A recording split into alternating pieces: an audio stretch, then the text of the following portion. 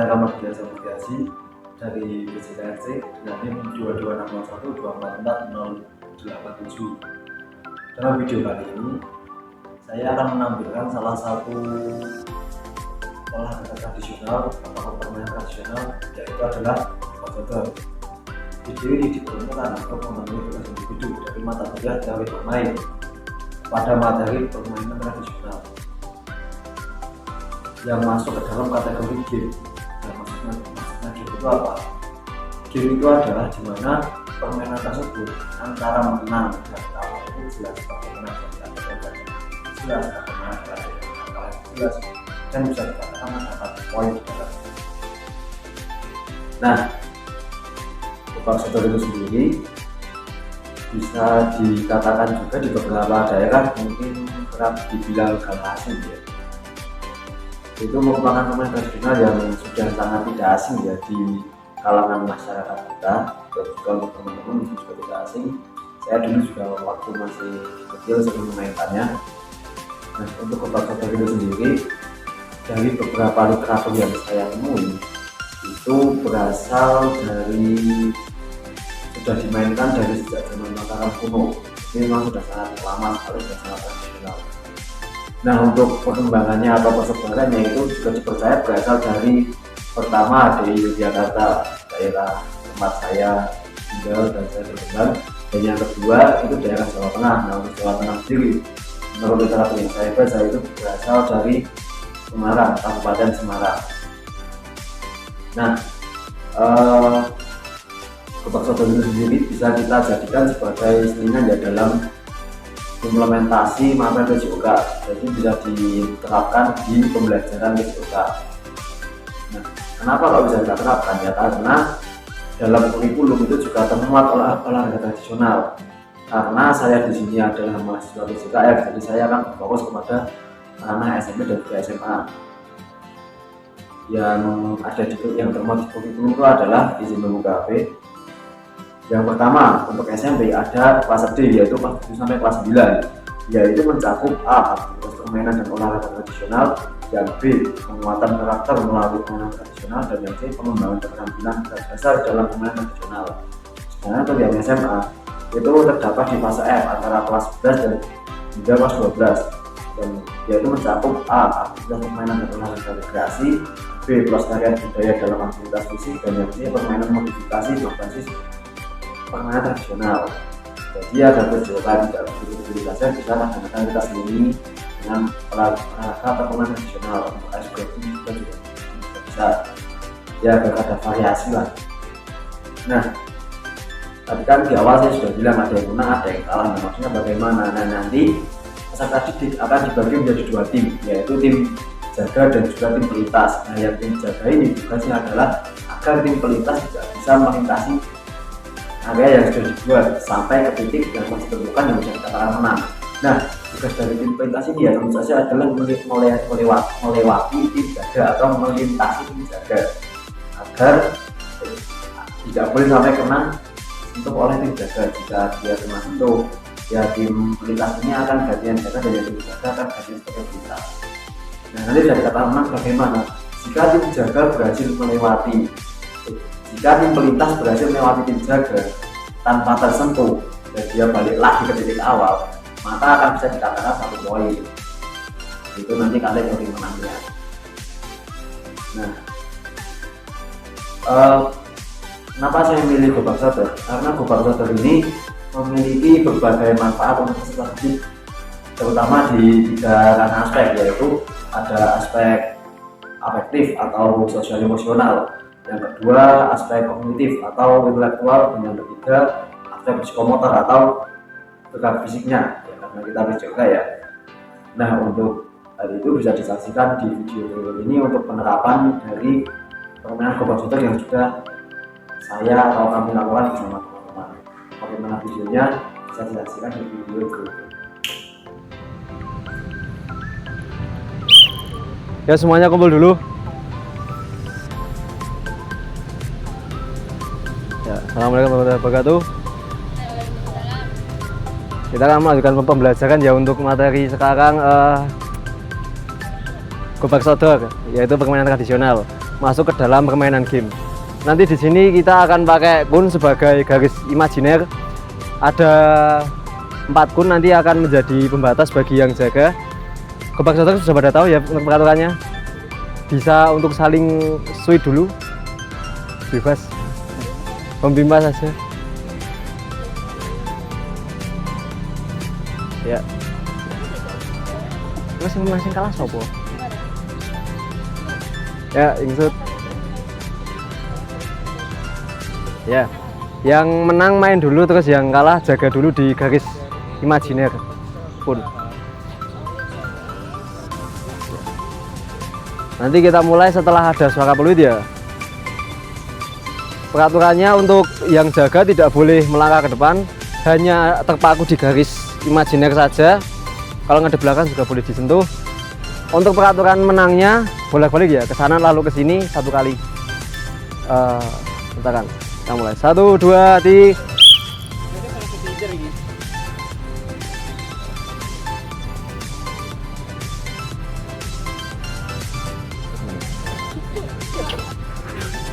Iya, Mas Batu kena ya.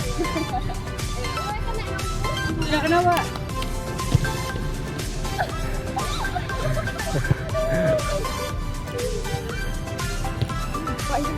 Kenapa? Aman ya? Mbak ini udah kena belum tadi? Iya. Yuk lanjut ya Mbak ini ke sini.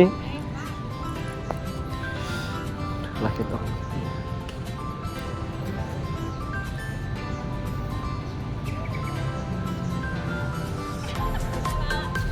Kena. Oh iya. Sekarang berarti yang menang tim yang jaga ya. Sekarang bergantian. Yang jaga ganti yang angkat ke sana. Kita mulai lagi setelah ada suara peluit. 3, 2.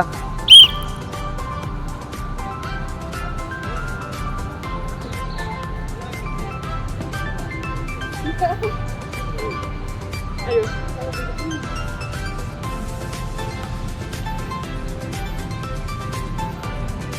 Udah.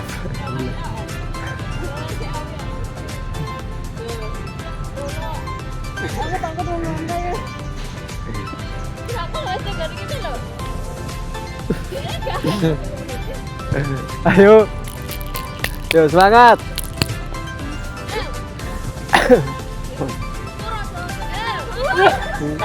Ya, Mbak Evina kena.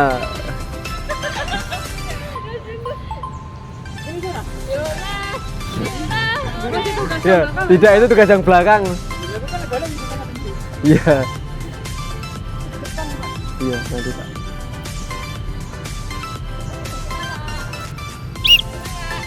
Ya, sekali lagi ya.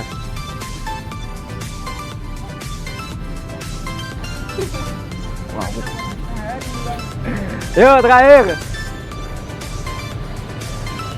3, 2.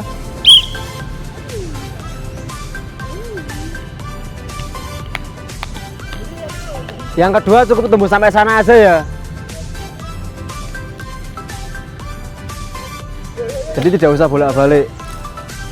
Kenapa? Oke. Langsung spontan. Ya. Bisa, Pak. Oke, Bang Fatur ya Mas Fatur berarti sekarang gantian tapi yang tim satunya ke sini. Ih. Kan mondono saiki dene. Berarti ki madhep kono. Heeh. Aku piye? Ya gantian, sekarang timnya Bang Fatur yang jaga. Iya. Kan tadi kan bola-bola sekali, sekarang dibikin sekali aja. Yuk, terakhir. 3, 2.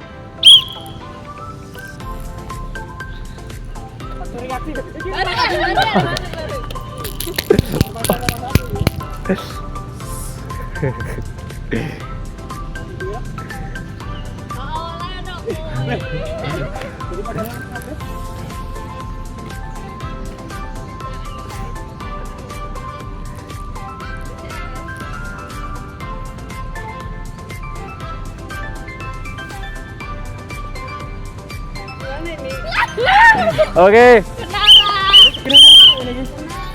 Ya, selesai ya. Aku sayang ibu. Sabar guys. Lagi ya. Ya kembali lagi dengan saya. tadi sudah disaksikan ya untuk video dari permainan komputer atau galaksi. Nah, seperti tadi yang sudah saya sampaikan, ada 3 manfaat ada 3 aspek manfaat ya dalam mengajar komputer, yaitu dalam aspek afektif, kognitif, dan juga psikologis. Yang pertama ada kegiatan afektif atau sosial emosional, yaitu adalah melatih kerjasama tim. Nah, kan tadi sudah dibagi ya antara kedua tim, yaitu tim penjaga dan juga tim pelintas. Nah, itu mereka harus bekerja sama dalam setiap tim ya, agar ya tim penjaga supaya kita tidak melewati tim penjaga dan sampai ke tim keamanan, dan yang tim pelintas juga harus bekerja sama untuk melewati tim penjaga supaya bisa ke titik di mana mereka bisa sebagai pemenang. Nah, yang kedua ada sportivitas. Nah, itu juga kalau dalam permainan atau olahraga itu tidak ada sportivitas, sebenarnya tidak akan menarik ya untuk dilakukan, apalagi dilakukan, karena juga sama emosional dan juga seni mutu makan yang sangat tidak enak untuk dilakukan. Berikutnya ada percaya diri. Nah, percaya diri ini adalah di mana seseorang itu berani mengambil keputusan, berani mengambil sikap dalam permainan atau sebagai inisiatif ya. Misal dalam titik ini dia sudah bisa melintasi tim penjaga, dan tim penjaga juga dalam titik ini dia sudah bisa menyentuh dari tim pelintas supaya tidak melewati tim penjaga. Berikutnya adalah disiplin dan juga tanggung jawab. Maksudnya adalah di mana kedua tim ini mereka punya peran masing-masing dan harus menerapkan peran tersebut. Misal tim penjaga ya harus menjaga tim pelintas, tim pelintas juga harus melewati tim penjaga. Misal tim penjaga tidak mau menjaga dan tim pelintas tidak mau melintas, ya sudah, permainan tidak akan terjadi karena mereka tidak mempunyai rasa tanggung jawab pada permainan tersebut. Berikutnya adalah pengelolaan emosi. Ya seperti tadi yang sportif ya, walaupun dapat pressure, dapat tekanan dari tim lawan ya harus tetap tenang, karena ini hanyalah permainan, apa gowo ya.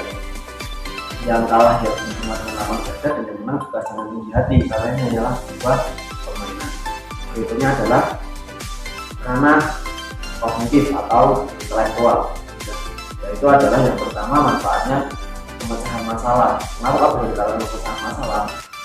Karena pemain itu harus mencari celah untuk melewati penjaga ya, tertangkap ini untuk tim pelintas ya. Jadi tim pelintas itu mereka harus memecahkan masalah bagaimana sih bisa melewati tim penjaga ini tanpa tersebut. Cara-caranya sudah lagi ya. Intinya adalah strategi tim, mengatur strategi tim. Nah, seperti yang tadi sudah saya jelaskan ya, kedua tim ini punya strategi masing-masing. Tim penjaga punya, tim pelintas juga punya. Yang penting mereka harus mengatur strategi bagaimana cara melewati tim penjaga. Bisa dengan misalkan yang sisi kanan untuk menjadi umpan, di sisi kiri nanti lewat. Nah, begitu si penjaga ini fokus ke sisi sebaliknya, karena si misalnya yang kanan jadi umpan, yang kiri melintas. Nah, si penjaga ini fokus ke kiri, yang kiri ternyata udah lewat nih, nah yang kanan tinggal melintas. Nah, penjaganya kan semacam terkecoh ya, bisa seperti itu. Berikutnya adalah melatih konsentrasi. Nah, ini untuk kedua tim, jangan sampai nggak konsentrasi, nanti tim penjaganya nggak konsen, tahu-tahu lewat semua. Nah, itu juga harus konsentrasi. Kalau dia konsentrasi, tidak kemungkinan walaupun tadi menggunakan teknik kuat kanan dan kiri secara bersamaan dan jadi umpan, malah dua-duanya bisa ketangkep sama tim penjaga. Nah, yang tim pelintas juga jangan sampai nggak konsen, nanti malah gampang ditangkap. Nah, berikutnya adalah analisis situasi permainan. Nah, kenapa? Karena dalam permainan itu, analisis situasi itu pemain itu harus cepat membaca kondisi dan menentukan arah berikutnya. Misal tim pelintas sudah bisa melewati tim penjaga, dia harus menentukan bagaimana sih selanjutnya melewati penjaga kedua dan juga balik lagi untuk mendapatkan poin. Dari tim penjaga juga setelah menyentuh ini harus siap-siap langsung menyentuh yang sebaliknya, atau sebenarnya sih udah lolos langsung fokus ke pelintasan berikutnya, jangan sampai itu lolos juga. Berikutnya adalah pengambilan keputusan yang cepat. Nah, dalam permainan ini peserta didik dituntut untuk segera menentukan harus bagaimana. Misal pelintas nih sudah dapat ini celah kosong, dia harus menentukan ini maju atau enggak, jangan ragu-ragu, dapat celah kosong maju. Jadi penjaga juga, wah ini bisa diperahi, bisa digait, nah harus tetap menyentuh dari tim pelintas. Jangan tahu pelintas melawan tim penjaga, jadi dua-duanya itu harus memiliki pengendalian cepat. Tim pelintas tidak cepat, pelintas penjaga melihat ini mungkin disentuh atau belum diraih, harus jadi naik dan mendapatkan poin atau posisi. Ya berikutnya kita masuk ke yang ketiga, yaitu karena fisik motor. Yang pertama ada berjalan dan berlari. Saat pemain itu menyerang lewat garis atau saat penjaga berusaha untuk lawan, itu kan akan ada yang lintas, dia lari terus yang ingin menjaga, dia akan melangkah. Nah itu kan juga berguna bagi disebutkan gaya atau mobilitas.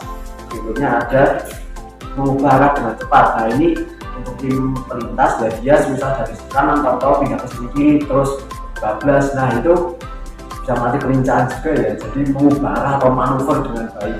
Nah tim penjaga juga kalau pertama menuju ke kanan terus mengubah arah menuju ke kiri, itu juga dengan cepat ya, bisa manuver seperti itu. Berikutnya ada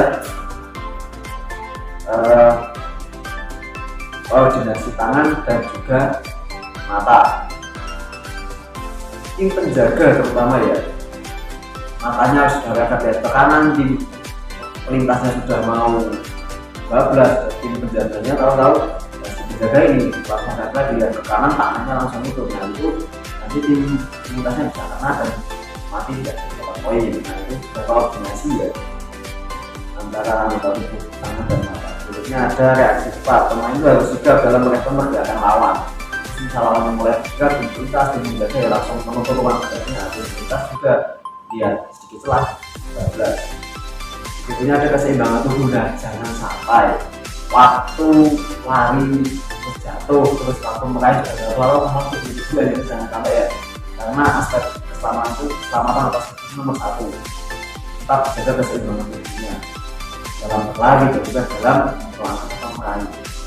Berikutnya ada yang terakhir adalah daya tahan tubuh.